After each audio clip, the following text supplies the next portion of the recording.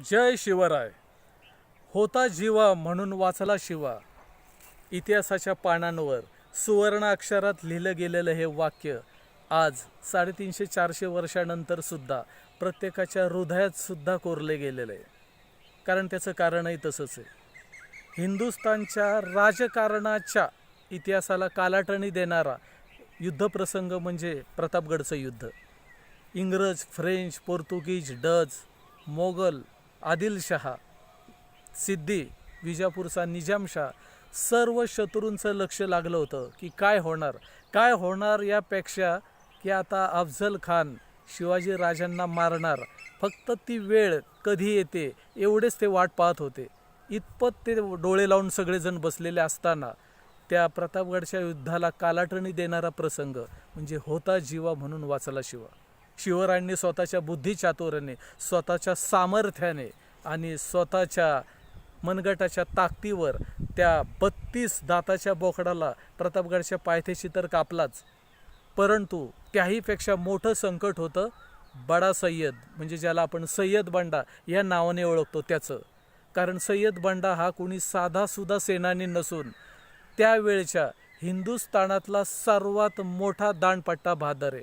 पट्टा चालवण्यात अतिशय वाकबगार असा हा सेनानी त्यावेळेचा आहे. आणि अशा माणसापासून आपल्याला फार मोठा धोका आहे आणि त्याच्यापासून संरक्षण करण्यासाठी आता काय करायचं असं उपाययोजना महाराजांनी आधीच करून ठेवलेली होती.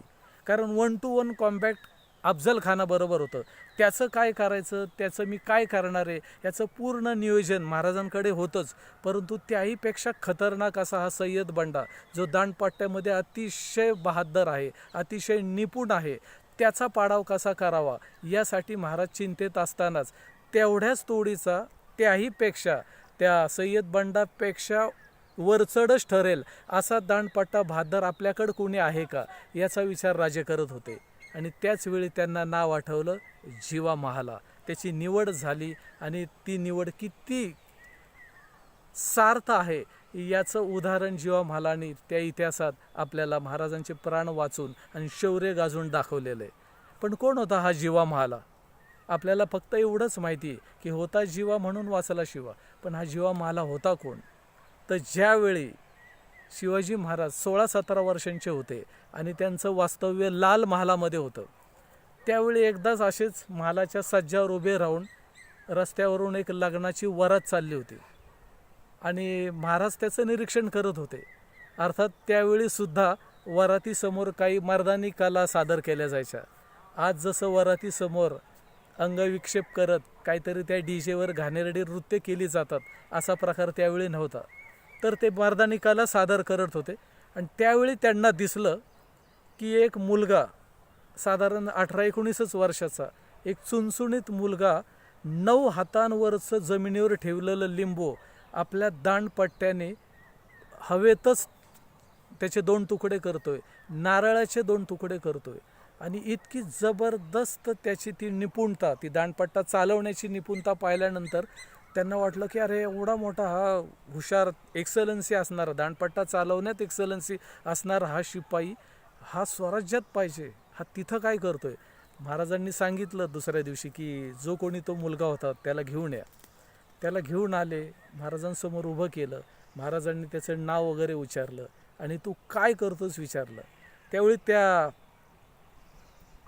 दांडपट्टा चालवणाऱ्या त्या मुलाला ओळखणारी काही लोक म्हणाले, हा राज, त्याला तेवढंच येतं, ते दांडपट्टाच चालवतं बघा असं लग्नाच्या वरातीत, बाकी त्याला काय नाही येत.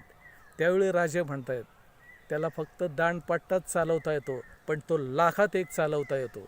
अरे अष्टपैलू सगळ्यांनाच होता येत नाही, अष्टावधानी सर्वांनी होऊ पण नाही, पण जे आपल्याला येतं आहे त्यात इतकी एक्सलन्सी मिळावी की त्याला तोडीच दुसरा कोण नसावा. महाराजांनी सांगितलं याला स्वराज्यात सामील करून घ्या, याला ट्रेनिंग द्या.